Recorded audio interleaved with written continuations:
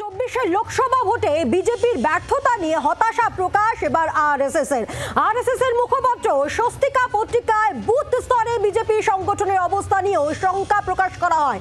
পশ্চিমবঙ্গে বিজেপির ফল আশানুরূপ হয়নি, বিজেপির আসন সংখ্যাও বেশ কিছুটা কমেছে।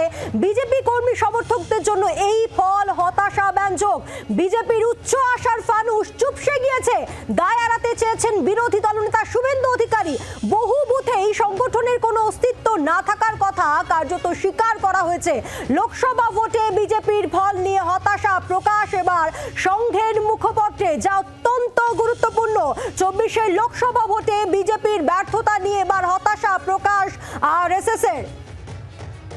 আমরা কথা বলবো, আমাদের সঙ্গে রয়েছেন আমাদের প্রতিনিধি মৌমিতা চক্রবর্তী রয়েছেন আমাদের সঙ্গে। মৌমিতা, লোকসভা ভোটে বিজেপির ফল নিয়ে এবার হতাশা প্রকাশ সংঘের মুখপত্রের।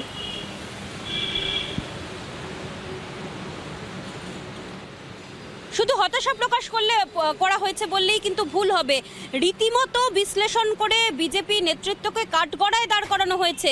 মিথ্যে অহমিকায় ভুগছেন তারা, এমনটা উল্লেখ করা হয়েছে আরএসএস এর মুখপত্র স্বস্তিকাতে, যেখানে লেখা হয়েছে 10ই জুন স্বস্তিকার যে সংকলন বেরিয়েছে তাতে কিন্তু উল্লেখ করা হয়েছে যে অধিকাংশ ক্ষেত্রে দেখা গেছে, সেখানে সংখ্যা উল্লেখ করা হয়েছে 82,000-এরও বেশি বুথে বিজেপি তাদের কর্মী বসাতে পারেনি, দিতে পারেনি। বিজেপির সংগঠন, তাদের যে শক্তি ক্ষয় হয়েছে তাও উল্লেখ করা হয়েছে। শুধু তাই নয়, এবার পশ্চিমবঙ্গের ফল আশানুরূপ তো হয়নি, বরং তাদের ভোট পার্সেন্টেজ কমেছে, আসন সংখ্যাও কমেছে। এক্ষেত্রে বলা ভালো যে বঙ্গ বিজেপির কাছে অমিত শাহ তারা যে টার্গেট বেঁধে দিয়েছিলেন প্রথমে 35টা, পরে তা কমিয়ে 30টা করা হয়। বারবার করে বঙ্গ বিজেপির নেতৃত্ব এটা দাবি করেছিলেন যে 25টিরও বেশি আসন তারা পাবেন, কিন্তু তা তো হয়নি। উল্টে গতবারের যে আসন সংখ্যা ছিল অর্থাৎ 18, সেই 18 থেকে কমে 12 হয়ে দাঁড়িয়েছে এবং ভোট পার্সেন্টেজ যেটা বেড়েছে বলে দাবি করা হচ্ছে বঙ্গ বিজেপির নেতৃত্বের তরফ থেকে, তা নিয়েও কিন্তু মিথ্যা অহমিকায় ভুগলে চলবে না, এমনটা উল্লেখ করা হয়েছে। পাশাপাশি উল্লেখযোগ্য যে মতামত, যেটা নিয়ে বারবার করে রাজনৈতিক স্লোগান উঠেছে বিশেষ করে সিপিআইএম এবং বিজেপির তরফ থেকে, যে তৃণমূল মানেই চোর, কোট আনকোট এই স্লোগানের যৌক্তিকতা কি, কতটুকু, সেটা নিয়ে প্রশ্ন করা হয়েছে। যেখানে কোট আনকোট লেখা রয়েছে যে সাধারণ মানুষের চোখে তৃণমূলের সমর্থক মানেই যে চোর, এটা অত্যন্ত ভুল, এটা সঠিক, এটার বিশ্লেষণ হওয়া প্রয়োজন এবং সংশোধন হওয়া প্রয়োজন। সব মিলিয়ে এটা বলা ভালো যে স্বস্তিকা পত্রিকার ছত্রে ছত্রে যে আর্টিকেল বেরিয়েছে তাতে কিন্তু বঙ্গ বিজেপির ফল নিয়ে চুলচেরা বিশ্লেষণ করা হয়েছে। মৌমিতা, ঠিক এই প্রসঙ্গেই তোমার মনে থাকবে যে কয়েকদিন আগে সংঘ প্রধান মোহন ভাগবতের একটি বক্তব্য, যা কিন্তু আলোড়ন ফেলে দিয়েছিল, আর তারপর সংঘের মুখপত্রে এই হতাশা প্রকাশ, যা অত্যন্ত গুরুত্বপূর্ণ।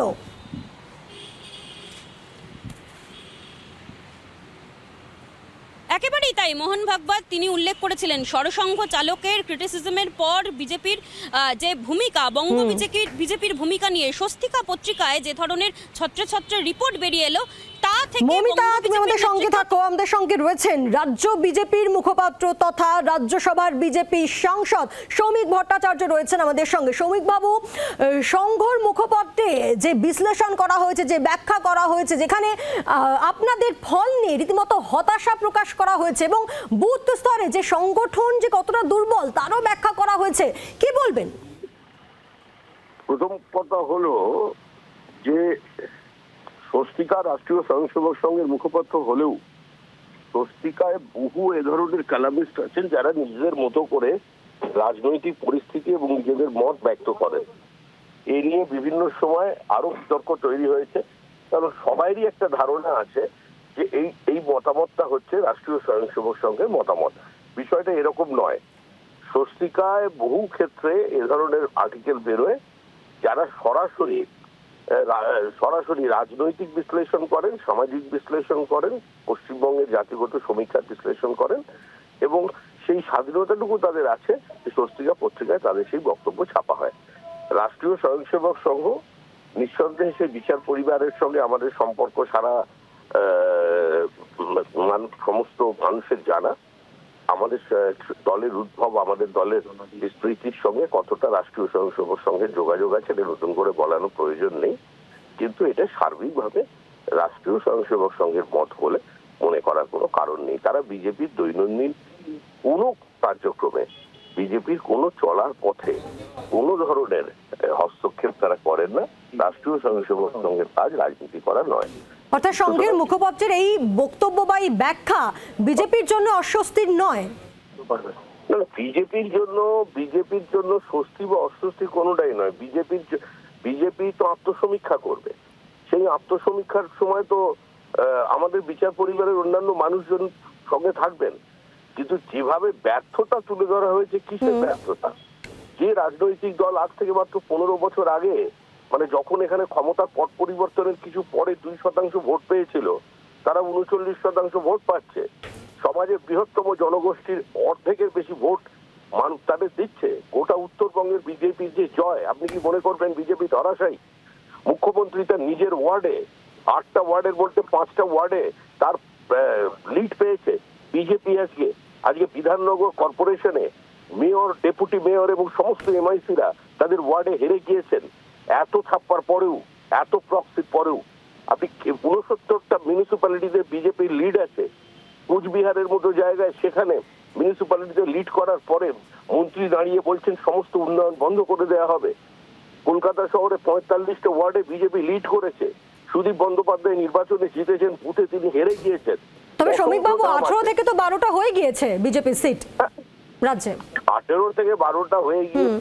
এতে আপনি যতটা খুশি হচ্ছেন, এখানে খুশির কোনো কারণ নেই শ্রমিক বাবু। সংঘের মুখপাত্রের যা ব্যাখ্যা বিশ্লেষণ, তারই রিয়াকশন আপনার কাছ থেকে নেওয়ার চেষ্টা। তো আপনি হয়তো খুশি হচ্ছেন কিংবা আপনি ব্যথিত হচ্ছেন সেটা আমার জানা নেই, কিন্তু একটা রাজনৈতিক দলে জয় পরাজয় থাকেই, এবং জয়ী হলেও পার্টি তার থেকে শিক্ষা নেয়, পরাজিত হলেও পার্টি তার থেকে শিক্ষা নেয়। নিঃসন্দেহে আমাদের ফল আশাতীত হয়নি। আমরা ভেবেছিলাম আমরা 20 পার করতে পারবো, আমরা 12 এসে থেমে গেছি। স্বল্প ভোটের ব্যবধানেও আমাদের কয়েকজন প্রার্থী পরাজিত হয়েছেন। আমাদের সাংগঠনিক কিছু ত্রুটি বিচ্যুতি আছে, কিন্তু এই মুহূর্তে সমস্ত বিশ্লেষণ করা সম্ভব নয়। কারণ বুথ টু বুথ যদি আমরা অ্যানালিসিস করতে যাই, এই মুহূর্তে সারা রাজ্যব্যাপী যে ভোট পরবর্তী সন্ত্রাস চলছে, তাতে আমাদের জেলা সভাপতি থেকে শুরু করে আমাদের নিচের ইউনিট পর্যন্ত সমস্ত ব্যস্ত আছে তাদের সহযোগিতা করতে, তাদের পাশে দাঁড়াতে। এটা পেরিয়ে গেলে মাসখানেকের মধ্যে আমরা আত্মসমীক্ষা করব।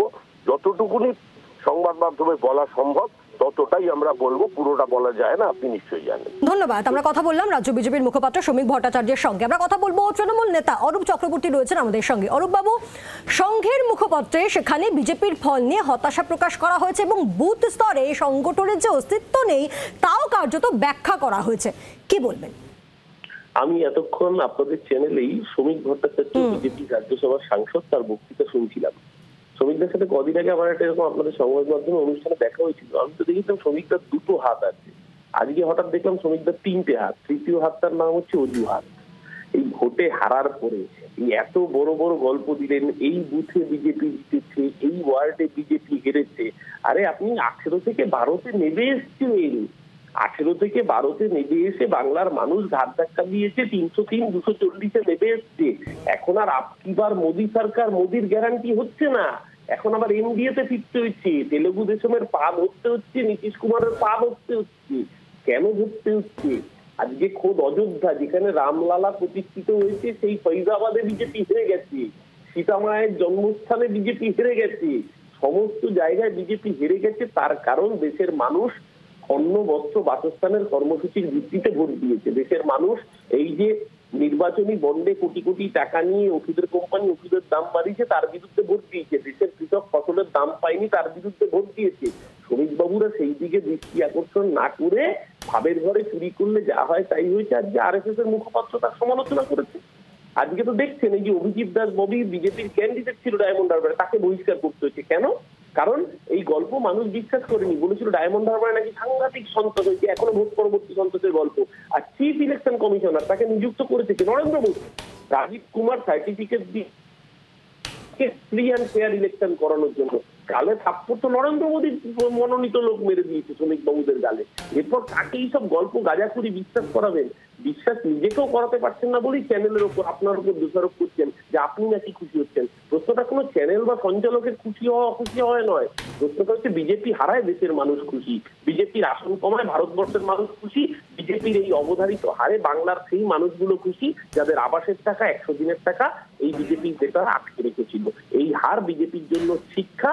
আগামী 3 থেকে 6 মাসের মধ্যে এই সরকারের পতন নিশ্চিত। 25 তারিখ স্পিকার ইলেকশনে দেখুন না কি খেলা হয়। অরূপ, ধন্যবাদ।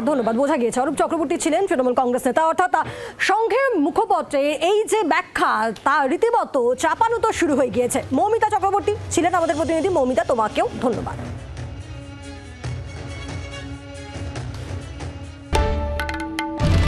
বাংলার আওয়াজ, বাঙালির আবেগ, জি 24 ঘন্টা।